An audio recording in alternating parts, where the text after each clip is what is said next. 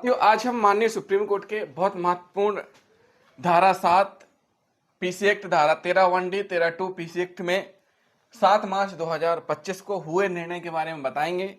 माननीय supreme court ने appeal स्वीकार करते हुए विचारण कोर्ट द्वारा दोष सिद्धि और हाई कोर्ट द्वारा उस सजा को बरकरार किया गया था, उसको माननीय सुप्रीम कोर्ट ने क्या कर दिया? रद्द कर दिया, यानी कि अपास्त कर दिया आदेश, यानी कि बरी कर दिया। क्या कर दिया? बरी कर दिया और अपील को स्वीकार किया है। अपील को स्वीकार किया है सुप्रीम कोर्ट के द्वारा, माननीय सुप्रीम कोर्ट के द्वारा। साथ ही 2 आरोपी थे इसमें, एक डीएसओ और एक दूसरे प्रवर्तन निरीक्षक। डीएसओ मतलब प्रवर्तन अधिकारी तथा कार्यालय सहायक, प्रवर्तन अधिकारी तथा कार्यालय सहायक, और दूसरा प्रवर्तन निरीक्षक। 2 आरोपी थे। जो शिकायतकर्ता है, शिकायतकर्ता की एक दुकान थी और शिकायतकर्ता ने लाइसेंस प्राप्ति के लिए आवेदन किया था आपूर्ति कार्यालय में। जो आपूर्ति कार्यालय है वहां पर लाइसेंस प्राप्त करने के लिए शिकायतकर्ता के द्वारा क्या किया गया था? आवेदन किया गया था और 1000 रुपए लाइसेंस शुल्क जमा भी किया था। उसके बाद परेशान होकर के शिकायतकर्ता के द्वारा डीएसओ और प्रवर्तन निरीक्षक की शिकायत की गई थी। शिकायत इसलिए की गई थी, शिकायतकर्ता का आरोप है कि डीएसओ और प्रवर्तन निरीक्षक द्वारा उनसे अवैध पारितोषिक की मांग की गई है। प्रवर्तन निरीक्षक के द्वारा पहले 200 रुपए की अवैध पारितोषिक की मांग की गई, उसके बाद डीएसओ ने 500 की मांग की और फिर 400 में सहमति हुई। इस प्रकार से डीएसओ ने 200 रुपए अपने लिए, 200 रुपए प्रवर्तन निरीक्षक के लिए अवैध पारितोषिक की मांग की। शिकायतकर्ता चूंकि रिश्वत राशि देना नहीं चाहता था और वह रंगे हाथों पकड़ाना चाहता था, इसलिए उसने एसीबी कार्यालय में शिकायत की। जो इनसे बातचीत हुई थी 30/6/1994 को। उसके दूसरे दिन शिकायतकर्ता के द्वारा एसीबी कार्यालय में शिकायत की गई थी। एसीबी के द्वारा, एंटी करप्शन ब्यूरो के द्वारा ट्रैप बिछाया गया था और फिर रंगे हाथों गिरफ्तार किया गया था।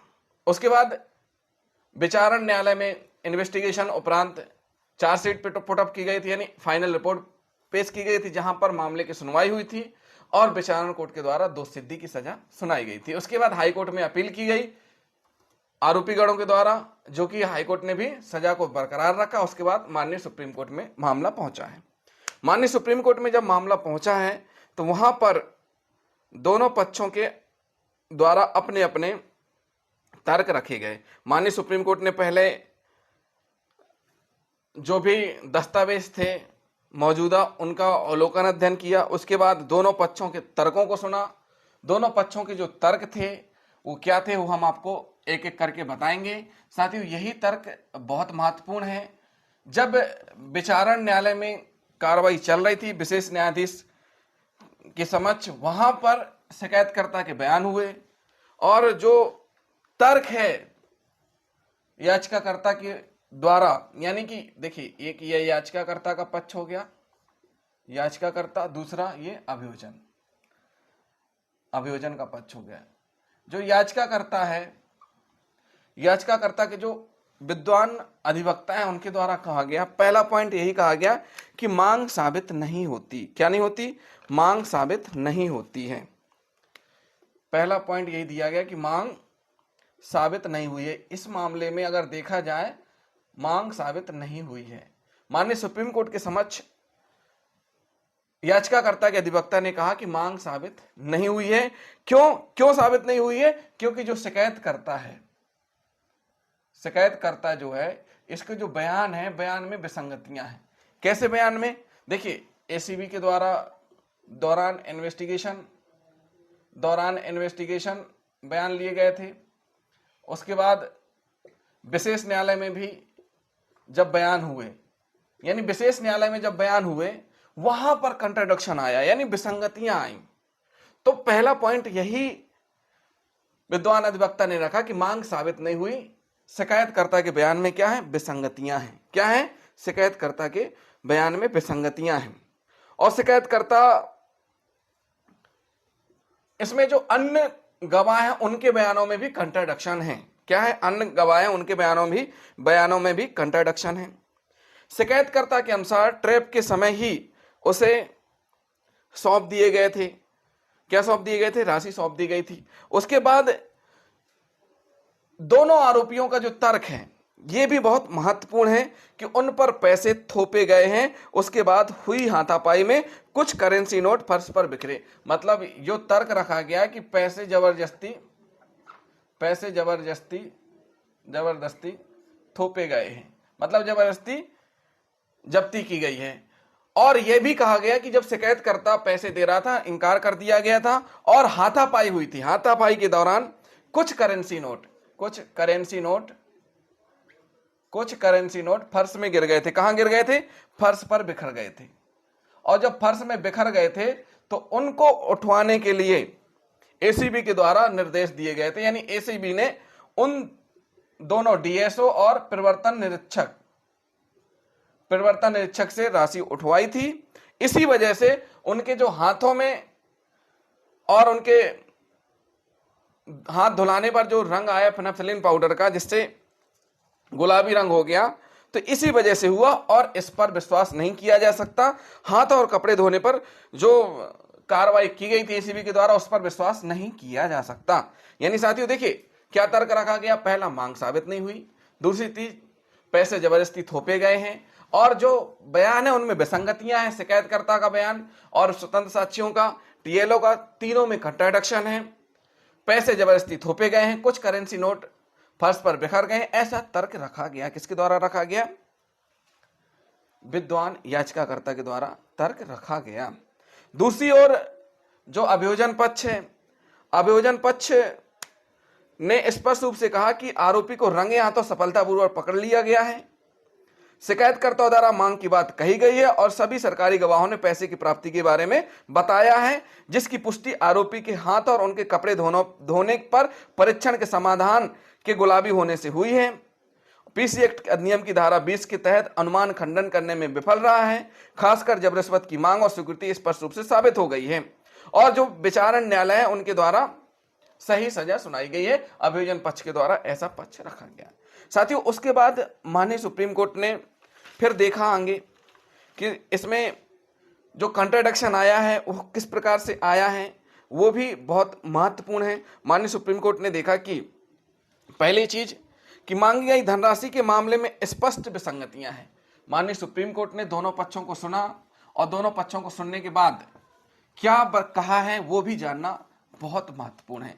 मामले में जो विसंगतियां हुई हैं उनमें पहली विसंगति यही हुई है कि पहली चीज मांगी गई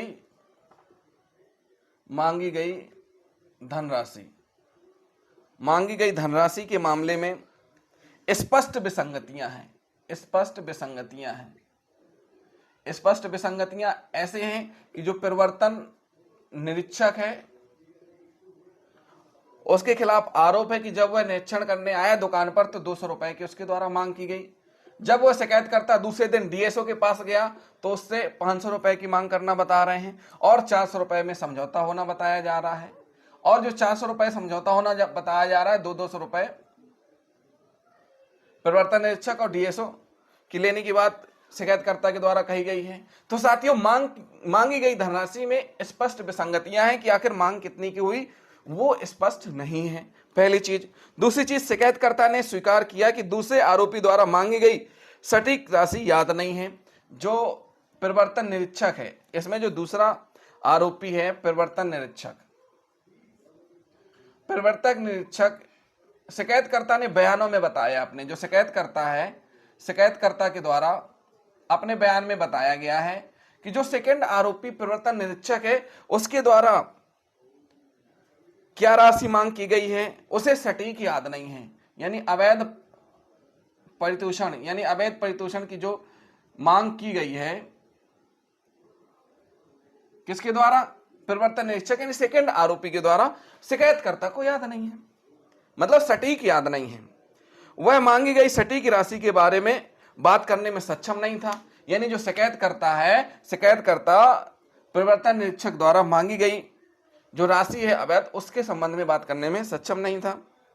विसंगतियों से मांग की गई राशि के बारे में गंभीर संदेह पैदा होता है। इस प्रकार की जो विसंगतियां हैं, कंट्राडिक्शन हुए हैं, इन विसंगतियों से मांग की गई, यानी मांग की गई जो राशि है, मांग की गई राशि के बारे में गंभीर संदेह पैदा होता है। क्या होता है? गंभीर संदेह पैदा होता है, गंभीर संदेह पैदा होता है। अब साथियों, ये जो शिकायत करता है उसने स्पष्ट कह दिया कि उसको याद नहीं है सटीक, जो सेकंड आरोपी है। इसी प्रकार अन्य गवाह हैं, उनके बारे में भी माननीय सुप्रीम कोर्ट ने कहा है, वो भी हम आपको बता देते हैं। जो माननीय सुप्रीम कोर्ट में तर्क रखे गए हैं, माननीय सुप्रीम कोर्ट ने सुना है। उसके बाद जो पंच साक्षी हैं इस मामले में, देखिए साथियों, जब ट्रैप कार्रवाई की गई थी तो ट्रैप कार्रवाई में इस प्रकार से ट्रैप दल का गठन हुआ था। इसमें टीएलओ रहेगा और टीएलओ के बाद ट्रैप टीम रहेगी, ठीक। पूरे सदस्य रहेंगे पंच साक्षी यानी स्वतंत्र गवाह, और उसके बाद फिर शिकायतकर्ता, इतने लोग रहेंगे। तो साथियों, जो पंच साक्षी हैं, पंच साक्षी कितने होते हैं? 2 पंच साक्षी होते हैं, 1 और 2 पंच साक्षी। तो इसमें जो पंच साक्षी हैं, पंच साक्षी ने अपने बयान में बताया कि कार्यालय कक्ष में 100 के 2 नोट जमीन पर बिखरे पड़े थे, जिन्हें एसीबी द्वारा मांगे जाने पर उठा लिया गया था। मतलब जो पंच साक्षी 1 है, इसके द्वारा बताया गया कि जो डीएसओ और प्रवर्तन निरीक्षक जिस कार्यालय में पोस्टेड थे, उस कार्यालय में 100 रुपए के 2 नोट क्या थे? जमीन पर बिखरे थे, जमीन पर बिखरे थे, यह स्वतंत्र साक्षी ने कहा। और इन 100 की नोटों को उन आरोपियों से उठवाया गया था।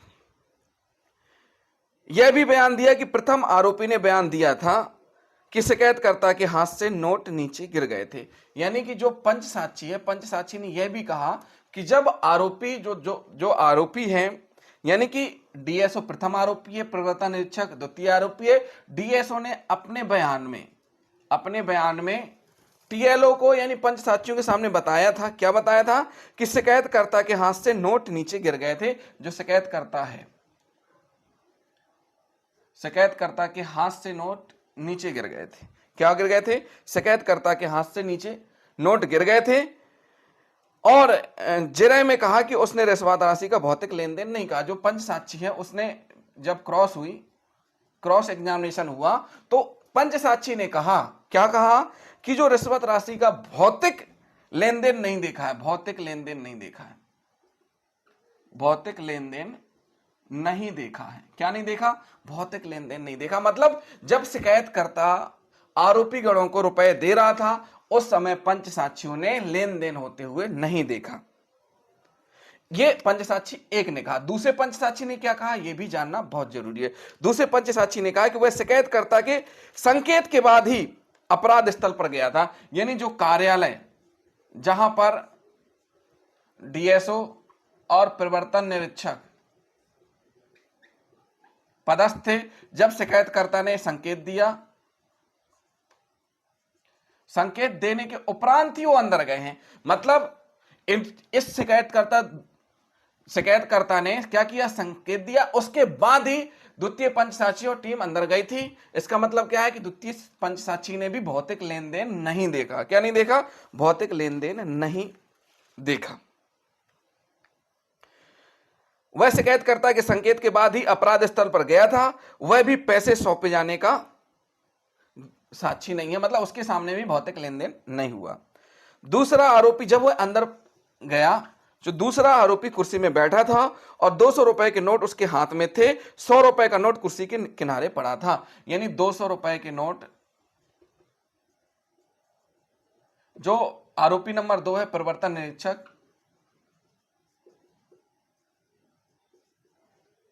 इसके हाथ में थे, और 100 रुपए का जो नोट है नीचे फर्श में पड़ा था। कहां पड़ा था? फर्श में पड़ा था।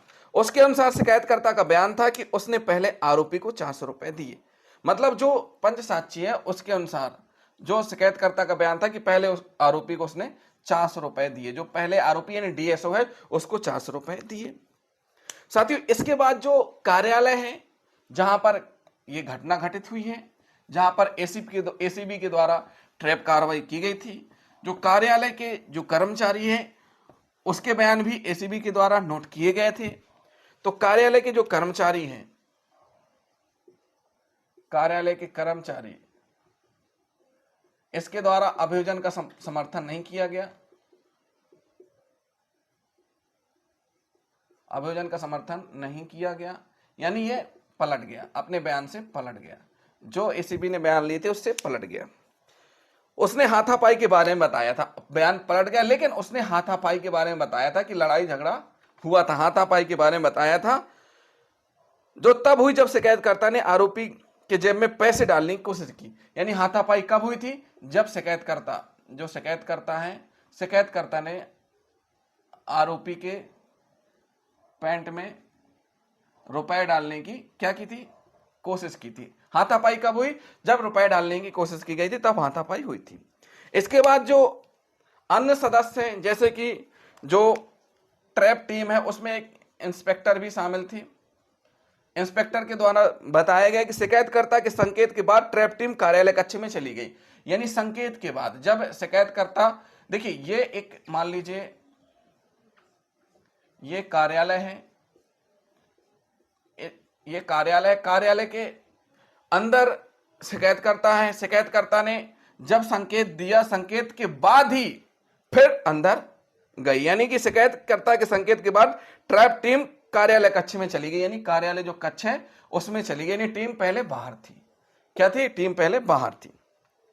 और इनके द्वारा यह भी बताया गया कि प्रथम आरोपी को 400 रुपए, जिसने दूसरे को 200 दिए और अपनी पैंट की जेब में रख लिए। यानी जो प्रथम आरोपी डीएसओ है, उसने उसको 400 दिए, जिसने अपने पास 200 रख लिए। 200 रुपए किसको दे दिए?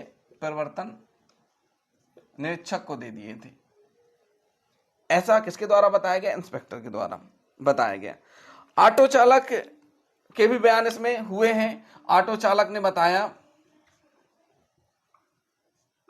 ऑटो चालक अभियोजन पक्ष की बात नहीं मानी गई, जो अब इसने भी, ये भी हॉस्टाइल हो गया। उसके बाद इतने सारे कंट्राडिक्शन होने के बाद कि पंच साक्षी कुछ और बोल रहे हैं, शिकायतकर्ता कुछ और बोल रहे हैं, और जो इंस्पेक्टर है उनके द्वारा कुछ और बात कही जा रही है, तो इन सारी चीजों के बाद माननीय सुप्रीम कोर्ट ने निर्णय दिया है। माननीय सुप्रीम कोर्ट ने कहा कि, अब माननीय सुप्रीम कोर्ट ने क्या निर्णय दिया है वो भी हम आपको बता देते हैं।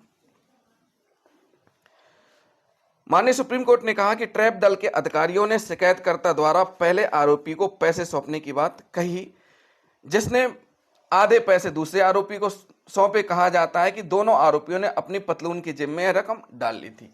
साथियों, जो माननीय सुप्रीम कोर्ट ने कहा कि एसीबी के अनुसार ट्रैप दल के अधिकारियों ने शिकायतकर्ता द्वारा पहले आरोपी को, जो पहला जो आरोपी है, पहला आरोपी यानी डीएसओ को पैसे सौंपने की बात कही। यानी डीएसओ को 400 रुपए अवैध प्रतिशोधन की सौंपने की बात कही, जिसने आधे पैसे दूसरे आरोपी को सौंपे, जिसने डीएसओ ने 200 रुपए परिवर्तन निरीक्षक को सौंपे। जिसको सौंपे परिवर्तन निरीक्षक को सौंपे। कहा जाता है कि दोनों आरोपियों ने अपनी पतलून में रुपए रख लिए। क्या कर लिए?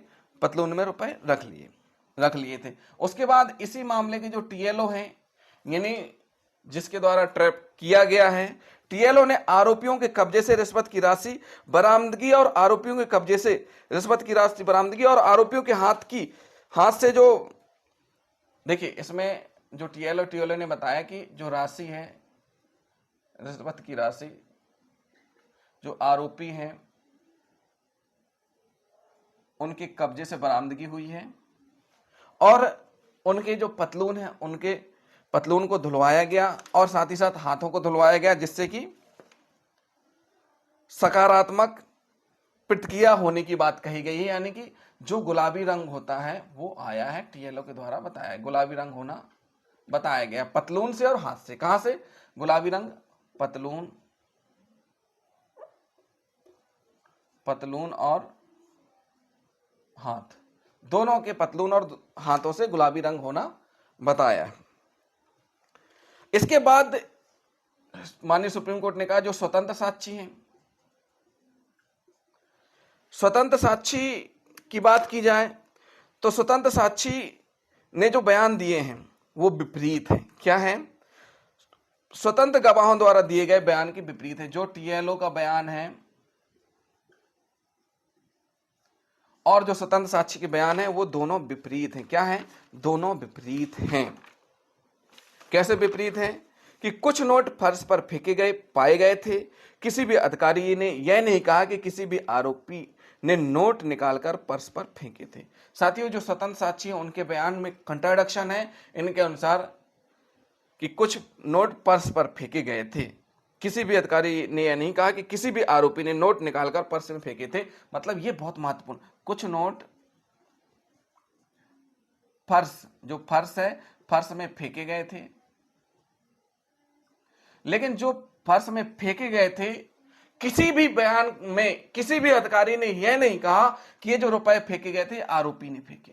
मतलब ये कहीं भी बयान में नहीं आया कि आरोपी ने रुपए फेंके थे। इस प्रकार से माननीय सुप्रीम कोर्ट ने कहा कि इसमें शिकायत करता है, उसके बाद पंच साक्षी, टीएलओ और इंस्पेक्टर, इन सभी के बयानों में कंट्राडिक्शन है। क्या है? कंट्राडिक्शन है। पंच साक्षियों ने कुछ और कहा, शिकायतकर्ता ने कुछ और कहा और मांग के संबंध में स्पष्ट विसंगतियां हैं।